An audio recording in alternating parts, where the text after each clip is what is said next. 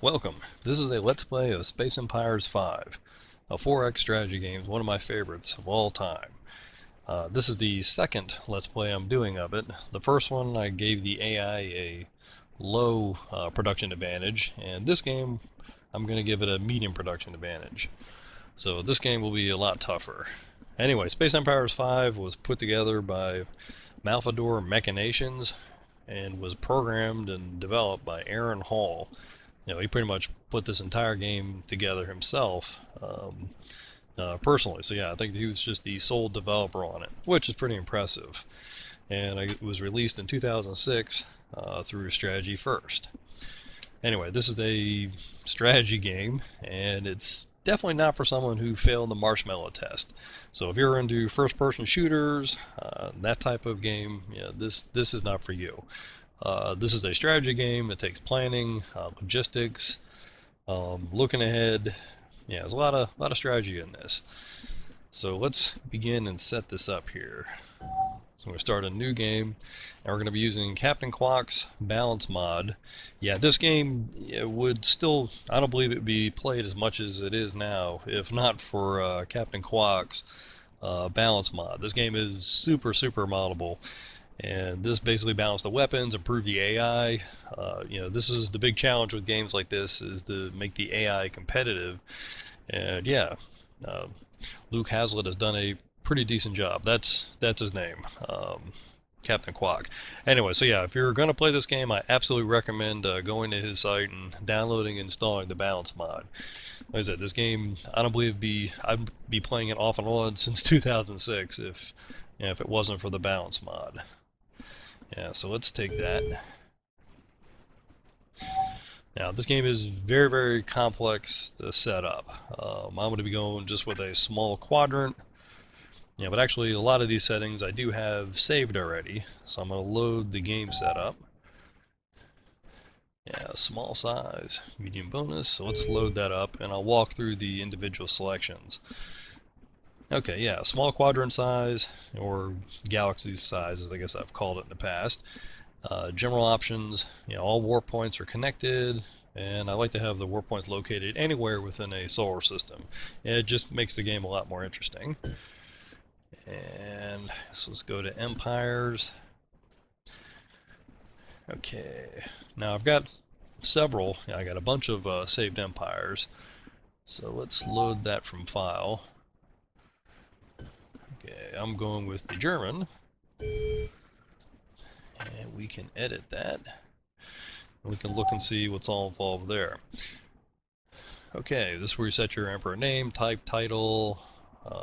That's all done here. Choose your flag, choose your ship set. Regarding ship sets, yeah, there's quite a few ship sets out there available for you to choose from. Yeah, I have the link in the video itself, actually, and it's pretty awesome. I assume everybody who's watching this is a sci-fi fan, and you can see, I guess Dominion ships, the Centauri, from the Babylon 5 series. Yeah, it's just an absolute joy to see and compete, against enemy races with that. So okay, let's save this guy.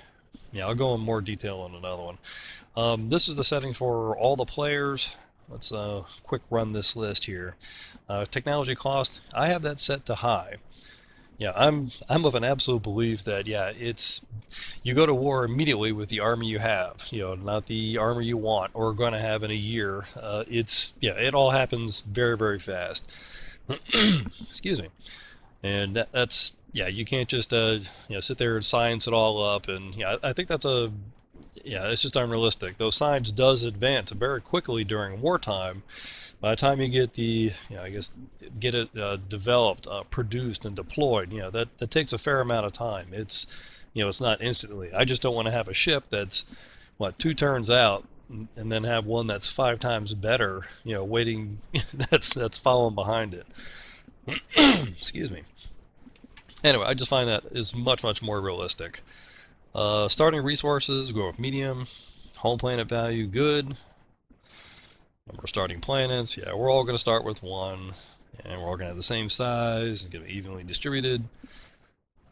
let's see, and I like to be able to view the other player's scores. That helps me keep tabs on different things in a relative sense. So I do have that selected. Technology points for new players. Yeah, I'm just going with a medium bonus. So you have 500,000 technology points to spend, to purchase different, I guess, weapon shielding, other technologies. That's pretty important. So this gives the other races a chance to, I guess, pick what they're going to choose there. And finally, or almost finally, I guess what, racial points. All right, I'm going with high. Okay, racial points are spent. We'll look into the exact details of what that means, but yeah, you'd spend those to have certain racial traits, like if your race is empathic, or has the ability to understand and create stuff from like the organic technology tree. So you have a understanding of that. Yeah, and these things are not something that they're native to the race itself. That's not something that can be developed, and only you will have access to that technology tree. So it allows the races to specialize. Like if they have crystalline technology because they're a crystalline life form. I guess a human organic based race wouldn't have access to that necessarily. So anyway, so it just allows them to have their own specifics, and it makes for, like I said, a more interesting game to have that set up. So to let them choose which way they're going to go and what type of weapons they're going to deploy against us. All right, as far as computer, random computer players, generate random control computer empires. And yeah, this other one, excuse me, generic random computer controlled neutral empires. Yeah, the neutral empires are really empires that never leave their solar system. Yeah, I find that terribly unrealistic. Once you're a spacefaring race or people, you're going to be heading to the stars. I just find it completely unrealistic. So we're just going to choose this one. Number of computer players, medium. Yeah, because it's just a small galaxy or a quadrant. Difficulty high, though I hear that does not matter with the balance mod. It's always going to be high. And here's the critical difference between this Let's Play and the last Let's Play is I went from a low to a medium computer player bonus. So they're all going to be able to majorly outproduce me. That's going to make for a much tougher game. They could expand quicker, produce quicker. Yeah, so and that's what a lot of this is about, is to make the AI competitive. So you always have to give them an edge. Let me look at these game options real quick. Yeah, so you have sight of your own solar system, which makes sense. You can get that pretty much with a telescope. You'll know what heavenly bodies are floating around out there. Event frequency, medium. Maximum event severity, I chose high.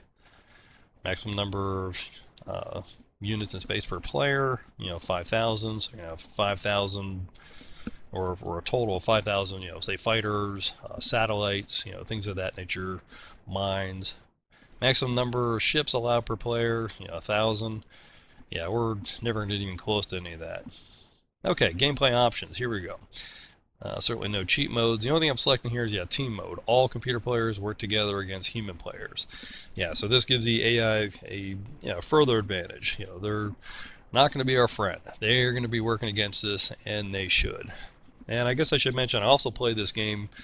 I'm not allowed or going to have any treaties, or it's too easy to beat the AI by divide and conquer them. So you could just make peace with one and start up trade. Yeah, it just makes the game too easy. So to make it harder, there'll be no interaction between the other races, or exchange of goods, or because it just makes it too easy to divide and conquer. Yeah, this is a game of war, so that's what we're gonna do. Let's see, multiplayer. Yeah, turn-based movement. Hot seat, victory conditions. Here we go. Sole survivor. Yeah, there can be only one. So that's what this is the type of game I like to play. Okay, now back to the empires. I'm going to load up several other empires here. And I like to load empire or other races that basically allows me to colonize, all the different planets, their atmospheres, with a native race that can breathe that atmosphere. So let's see, who do I usually grab here? I usually grab the E. Yeah, let's look at them. Edit. And we're going to turn on this, it's kind of hard to see, to make it computer controlled. So I'm going to click on that. And let's look at their details here. So they're pretty much a gas ball. Now this is important. All right, there are in this game 3 different planet types: rock, ice, and gas. So this race can only colonize rock, and they are a CO2 breather. So natively, they'll be able to use a CO2 atmosphere and build the maximum number of facilities on that planet to exploit it. Yeah, one of the 4 X's, exploit. So I want to make sure that this quadrant is seeded with races that can breathe and make full use of all those different atmospheres. So we'll have a race for all of these. Yeah, and you can see some of these other races from sci-fi, species 8472, I believe, from the Borg, Star Trek, Admiral Adama, Londo from Babylon 5, Odo. Yeah, we'll be grabbing him too. Halo,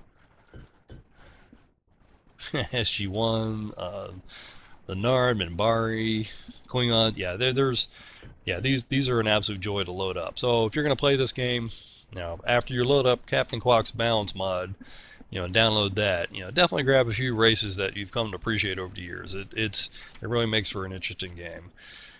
Okay, so I just want to make sure that, oops, I didn't go through the rest of these. Each one of these races is going to have a society type, that you can choose. Like they're going to be democracy or government type, and society, what type of people are. What are they? I guess what is their thing? Are they merchants, miners, more politicians, schemers? Scientists looks like what these E are. Oh, and here's where I was talking about racial traits, how you get to spend them. Like, yeah, they spent 500 racial points. Of the, I believe it was what, 500, was it 500,000? Might have been 500,000. No, it's definitely not that high. Yeah, I'd have to look again. But anyway, I gave them the maximum. So anyway, so each one can choose, I guess, which one. Now this is a race that I configured based off what I could find out about them. I really wanted to make them competitive, so yeah, I made them smart. So they're going to get a research point generation bonus of 10%. And let's see what else they are. Okay, naturally happy.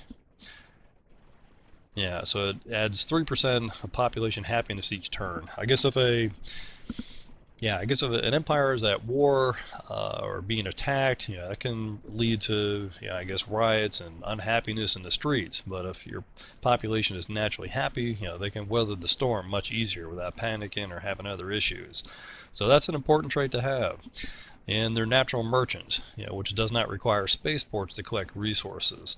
So to collect resources out of a system, you'd have to have a spaceport on, in that system to be able to collect them all up. I guess to send them back so the rest of the empire can use. So having this natural merchant ability, which costs 1,000 racial points, means you don't require those spaceports, to collect the resources. So that's the advantage that gives. And they're propulsion experts. Yeah, they gain 1 additional movement point, for all vehicles, which is pretty important for a race. And they also have access to the crystallurgy technology tree, which gives them all the, I guess, advantages. These are different research lines that they can pursue and weapons they can produce, based off that racial trait. And that's quite expensive. And there's some very interesting advantages to that. Okay, technology. Okay, yeah, I can't remember. Maybe this was the 500,000 research points or technology points that they get to spend. So they're going to be very advanced in physics and crystalline weapons. They're up 2 levels there. An energy stream weapon and some decent point defense. So that's how they spent that. And I guess you put in a history for these, but yeah, I didn't bother. Okay, let's save that. And I didn't go in and look at or look too far into what I set my empire up. Yeah, I just chose the basic ship set. Yeah, human, rock, oxygen breathers. Government I chose Republic. You know, that has a plethora of advantages and disadvantages. I'd definitely like to keep it interesting. Society type, what would I choose for this guy? Ooh, scientist, interesting. And racial traits. Okay, mining aptitude, increase mining resources by 10%. That's pretty smart. High reproduction, naturally happy, natural merchants, propulsion, hardy industrialists. Okay, technology. Yeah, I spent on engines, sensors, some armor. Yeah, really put a whole lot in the projectile weapons. Yeah, because we are a society of a warring society. Okay, now let's add another one. Alright, so I got an oxygen breather and I have a CO2 breather. So who's going to load up next? Let's see, who's okay, there we go. Dominion. Let's edit them. Okay, the Dominion, Dominion ships here, you know, good old Odo. Their racial details, I just picked a rock. Now their atmosphere type is none. Though, yeah, for this game, it's just none. Odo did not, since he can hang out in space, does not need an atmosphere, but certainly he would not have a whole lot of trouble in the rest of these atmospheres as well. But anyway, for this game, how it's set up, yeah, you can only choose one, and that's what we chose. See his government type. Yeah, I figure they're kind of like a hive people. You know, with the Great Link, they'll hook together. Anyway, I'm getting into the whole minutia details of, I guess that you'd really have to have watched what Deep Space Nine and know about Odo and the Dominion, the founders. Yeah. So anyway, so these are custom races that, you know, I guess I've put together and set up, you know, the best match, you know, I guess what I've seen of them in the sci-fi world. And they're xenophobes, though I guess they do change at the end. Racial traits. Okay, smart, builder, brave. Lots of physical strength. Great environmental resistance, high reproduction. Propulsion experts, hardy industrialists. Okay, that's what they're bringing to the table. Technology-wise, advanced physics, armor, sensors, point defense, and warheads. So if I go for some missiles. Alright, let's save that. Oops, I forgot to edit this. Where is it? Oh, here it is. Yeah, hard to see. Yeah, I had to make sure I had this turned on to make it a computer-controlled empire. So, okay, another thing to point out is if you're going to have your human player, it needs to be the first one in this list, and the rest of these are going to be AI-controlled. Okay, so now let's load another one here. Who else I like? I always like the Vorlons. They always keep the game interesting. Yeah, they're from Babylon 5. Okay, we're going to turn on the computer control. There's a Vorlon ship. Yeah, Kosh Naranik. He's from Babylon 5. And we're going to go with rock and methane. Though I guess I don't think he actually requires a methane atmosphere. That was his thing on Babylon 5, so we're going with it. And choosing democracy, engineers. Let's see, society type, natural merchants, propulsion experts, organic manipulation, psychic. Yeah, so that's their abilities.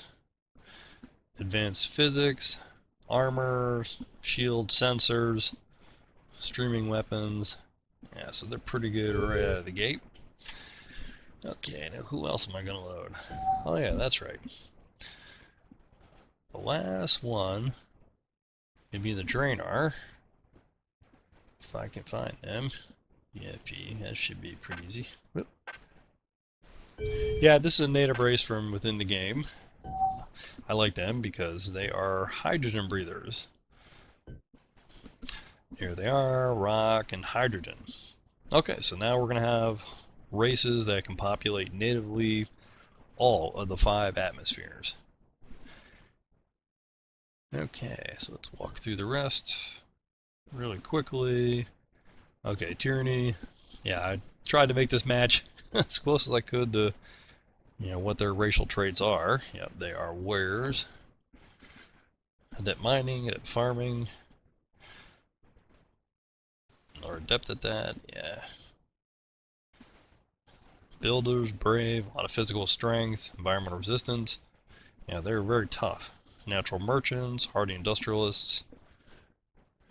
And for technology, yeah, advanced physics, armor, shield, sensors, streaming weapons. There we go. So this is what we're going to be up against, in addition to several other races that are going to be automatically generated, by the computer. And we went through. There you go. Technology points, yeah, 500,000. What racial points for new players? Okay, that was only 5,000. Okay, so that's our numbers. That we're going to be starting with. Key thing here is computer player bonus for all of them is going to be medium, and they're teaming against us. All right, let's begin.